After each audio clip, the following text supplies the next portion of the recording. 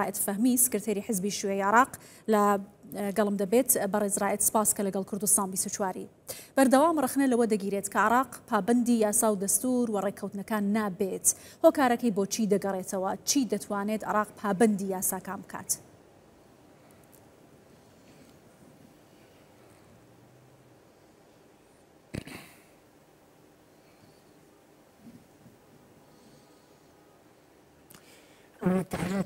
دەستپێک سڵاو بوویەوە و بینرە بەڕێزەکانتان پێم وایە هەڵەیەکی نوێ کە باس لەوەی دەکەن کە دەسەڵاتی سیاسی لە عراق و دەسەڵات عراقیەکان ئەوان پابەندی دەربڕی پابەندەکانیان نین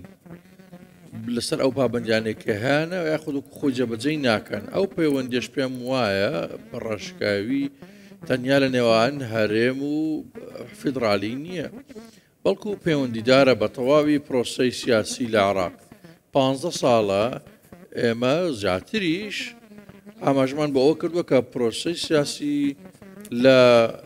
ڕێگەی خۆی لای داوە. ئەو کات باسمان کرد، داوامان کرد کە هێزە سیاسەکان بەتابەتوانێت بەشداری پرۆسەی سیاسین لە کۆنگرێکی گشتی بۆ ڕاستکردنەوەی ئاراستەکە ئاراستی ئەو ڕێگەیە کار بکەن. بەڵام ئیمڕۆ گەیشتونێتە ئەو دووڕیانە، ئێستا دیاردەی دیکە هاتوونێتە ڕێ بۆ ڕێگەکان لە بەردەم بەربەستن کە پرۆسەی سیاسی تێکەوتووە لە چوارچێوەشیدا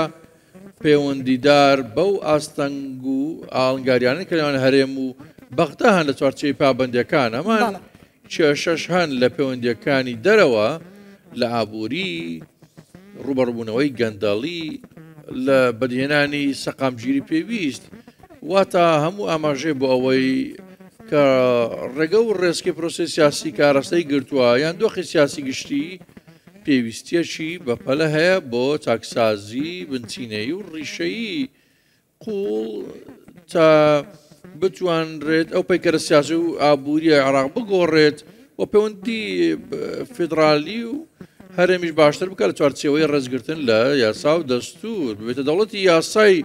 ڕاستەقینە پشت ببەستێت بە چارەسەری دەستوری و بنچینەی کاران، نەک ڕێکەوتنی کاتی و ڕووکەش، واتە جۆرە ڕوانگەیەکی دامەزراوەیی بەدەستەوە بدەن. بێجگەلەوەش تەنانەت ڕێکەوتەکانیش کە لەگەڵ هەرێم دەبەستران زیاتر لە نێوان هێزە سیاسەکان بوون، دامەزراوی نەکراون. ئەمەش دەگەڕێت دواتر کاردانەوە هەڵکشان و داکشان بەخۆیەوە دەبینێت و سەقامگیری نایەتە ئاراوە. بۆیە لەو دۆخەدا دەگوزارێنین ئەوەندە دێنێت کە بڵێن کە ئاستەنگەکان، ناکۆچەکان، ئاستەنگەکان، بربەستەکان لەگەڵ هەرێم بەشێکە بەشەشی بنچینەیە لە تێکڕای دۆخی گشتی کە پێویستی بە پێداچوونەوە و چارەسەر هەیە بۆ ڕاستکردنەوەی و ئاراستەیە. لادان لە سیستەمی سیاسی یا پرۆسەی سیاسی لە عراق کاریگەری نیگەتیڤی لەسەر عراق هەبووە، ڕاستە ڕێکردنی ئەم پرسە پێویستی بە چاکسازی هەیە و ئەبێ گۆڕانکاری لە دەسەڵاتی سیاسی و سیستەمی سیاسی لە عراق دروست بکرێت. ئەو گۆڕانکاریە چۆن دروست دەبێت؟ عەقڵیەت دەگۆڕدرێت یا سیستەمی سیاسی بەگشتی دەبێت جارێکی دیکە بنیاد بنێرێتەوە؟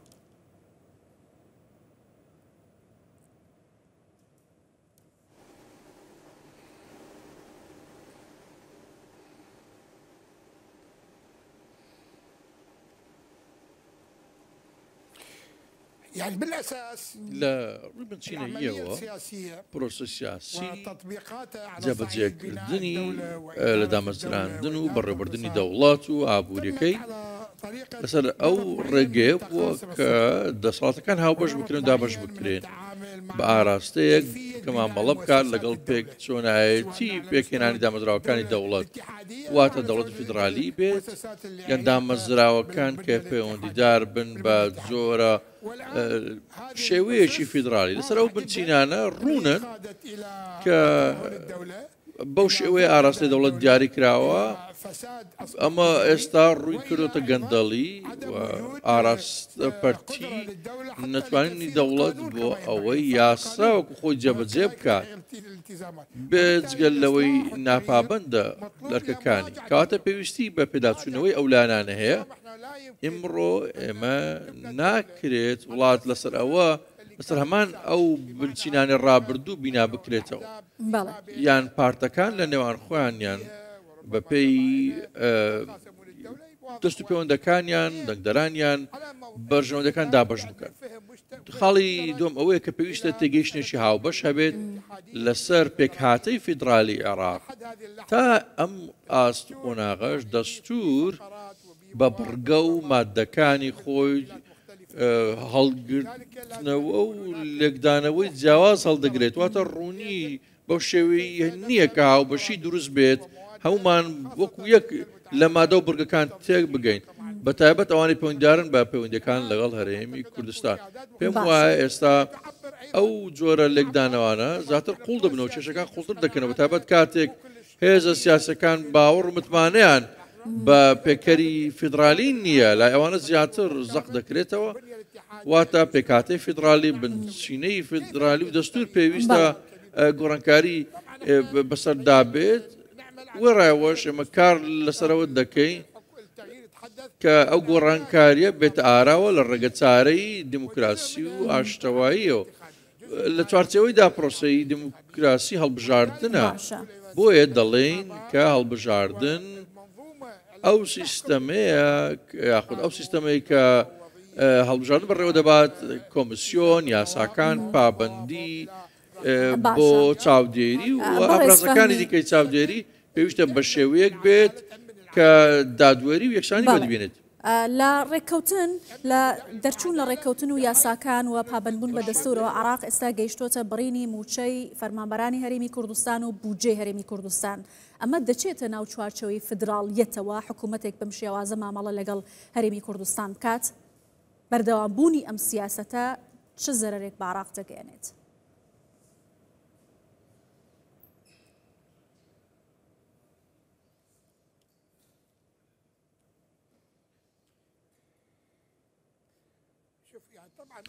تەماشاکە بڕینی موچە